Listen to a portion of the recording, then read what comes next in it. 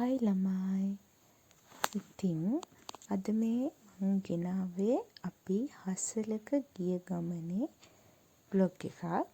ඉතින් මේ දැන් අපි හසලක යන ගමන් තමයි ඉන්නේ. හසලක කියන්නේ අපේ යාළුවෙක් ඉන්නවා හසලක. අපි දැන් එයාලගේ ගෙදර යන ගමන් තමයි ඉන්නේ. ඒ පාරේ මාර ලස්සන view එකක් තියෙන්නේ. දැක්කම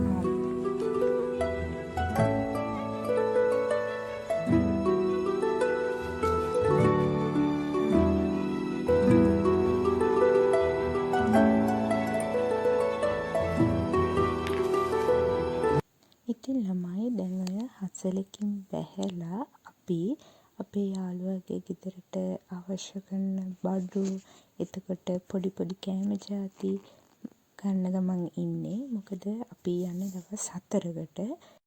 දැන් මේ බඩු ටික ඔක්කොම අරන් ඉවර වෙලා සල්ලි ගෙවලා ඉවරලා අපි එළියට යන්න හදන්නේ. මොකද අපිට මෙතන ඉඳමුත් තව කිලෝමීටර් 2-3ක් යන්න තියෙනවා අපේ යාළුවගේ ගෙදරට. ඉතින් මේ බඩු ටික ඔක්කොම අරගෙන ඉවරලා අපි දැන් මේ එයාලා ගෙදර යන ගමන් ඉන්නේ. ඉතින් අපි දැන් ඔය හසලකට ඇවිල්ලා තියෙන්නේ. මේ තමා මහියංගනේ හසලක වෙන්නෙන පාලම් හන්දිය. මෙතනින් එහාට අපි ගත කරේ කොහොමද කියලා බලන්න අපිත් එක්කම එකතු වෙලා ඉන්න. බයි බයි යාළුවනේ.